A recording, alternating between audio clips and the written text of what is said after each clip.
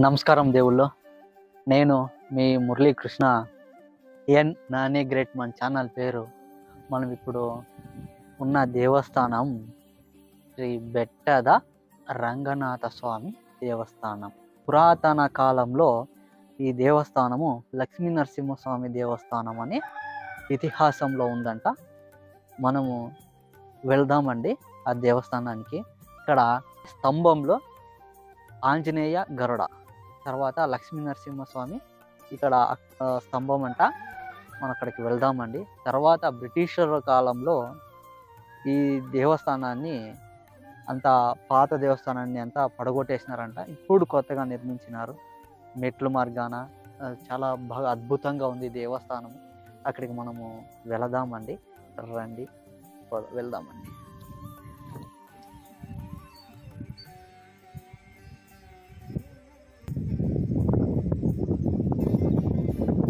ఇదే మెట్ల మార్గము. అంతాను సిమెంట్లోనే నిర్మించేసినారు. చాలా అద్భుతంగా నిర్మించేసినారు దేవస్థానాన్ని. చాలా అంటే చాలా బాగుంది. చూడండి, శ్రీ గుడ్డద రంగనాథ స్వామి. బెట్ట అన్న కూడా గుడ్డే, గుడ్డ అన్న కూడా బెట్టే, రెండు ఒకటే. గుడ్డ అంటే చాలా ఎక్కువగా ఉండదు కాబట్టి బెట్ట అంటే పెద్దదని, గుడ్డ అంటే చిన్నదని అర్థం వస్తుంది. గుడ్డద రంగనాథ స్వామి దేవస్థానం.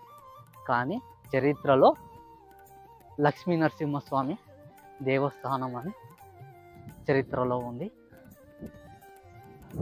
ఆ చరిత్ర, ఈ దేవస్థానం చరిత్ర గురించి నేను మీకు వివరిస్తాను.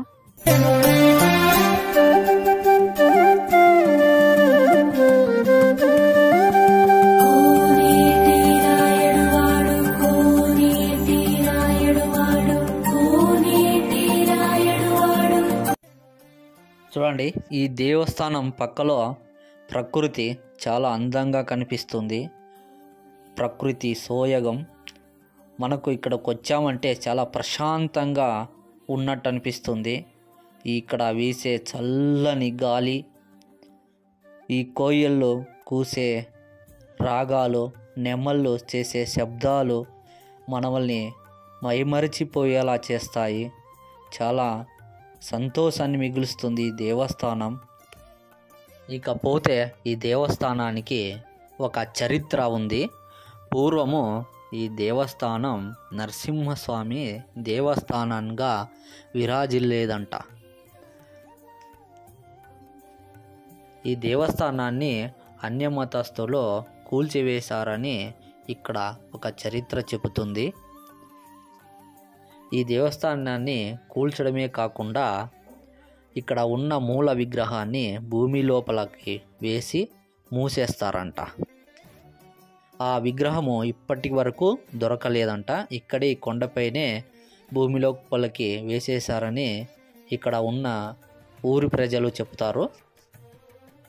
ఆ తర్వాత రోజుల్లో ఈ గ్రామ ప్రజలు చాలా బాధపడుతూ ఉంటారంట. ఆ గ్రామంలో ఉన్న శానభోగరు అంటే మన తెలుగులో ఊరు పెద్ద మనిషిని శానభోగరు అని కన్నడంలో అంటారు.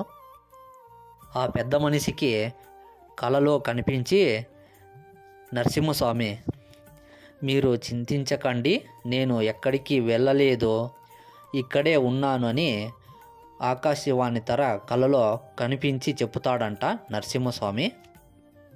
ఇక్కడ ఉన్న గరుడ స్తంభాన్ని మీరు పూజించండి అని చెప్తాడంట నరసింహస్వామి.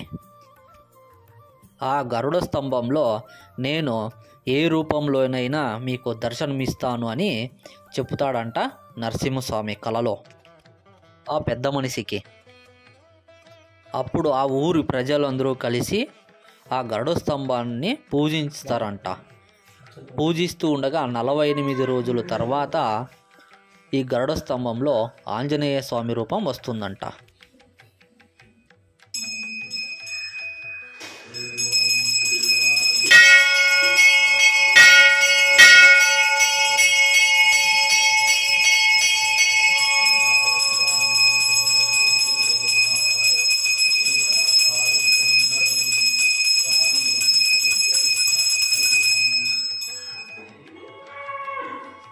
చూడండి, మనం ఇప్పుడు చూస్తున్నాం కదా, ఇదే దేవస్థానము, మూల విగ్రహము ఇదేనే, అదే గరుడ స్తంభము. గరుడ స్తంభంలో ఆంజనేయ స్వామి ఉద్భవించినది మనం చూడొచ్చు. చూడండి, ఆ స్తంభానికే ఈ ఊరి ప్రజలు పూజిస్తూ వస్తున్నారు ఇప్పటి వరకును. ఇక్కడ చూడండి, కొత్తగా నిర్మిస్తున్నారు పంచముఖి ఆంజనేయ స్వామిని. ఇక్కడ ఆ తర్వాత కాలంలో నరసింహస్వామి దేవస్థానం కాస్త శ్రీ రంగనాథ స్వామి దేవస్థానంగా మారిపోతుంది. ఎందుకని అంటే, మైసూర్ని పరిపాలిస్తున్న టిప్పు సుల్తాన్ గారు ఆ కాలంలో ప్రతి ఒక్క దేవస్థానాన్ని కూల్చివేస్తూ వస్తుంటారంట. కానీ ఒక రంగనాథ స్వామి దేవస్థానాన్ని మాత్రము కూల్చివేయరంట. అది ఎందుకని అంటే, టిప్పు సుల్తాన్ గారు ఎంతో ప్రేమించే తన గుర్రానికి కన్ను ఆరోగ్య సమస్యతో బాధపడుతూ ఉంటుందంట. అందువలన శ్రీ రంగనాథ స్వామికి ముడుపు కడతాడంట టిప్పు సుల్తాన్ గారు.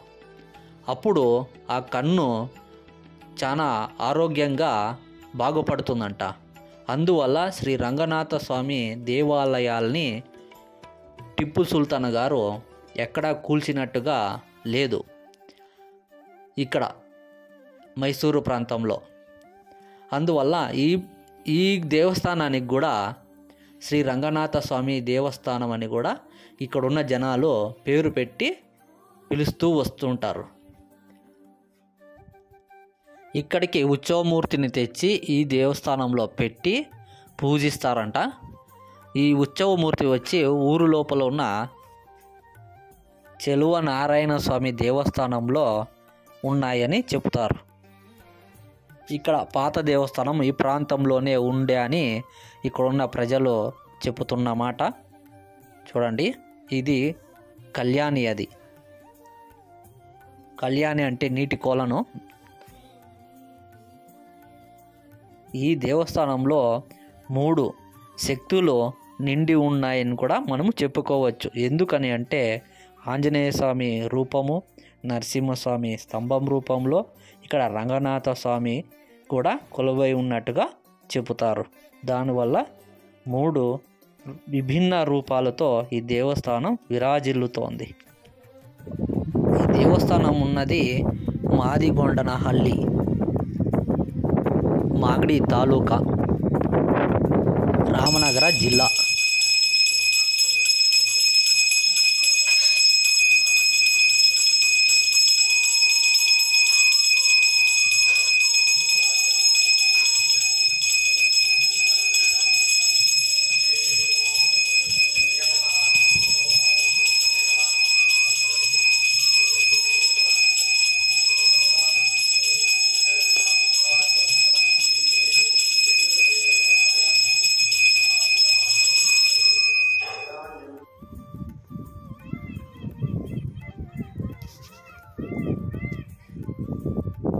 చూస్తున్నారు కదా ఆ శబ్దాలు, నెమళ్ళు చేసే శబ్దాలు.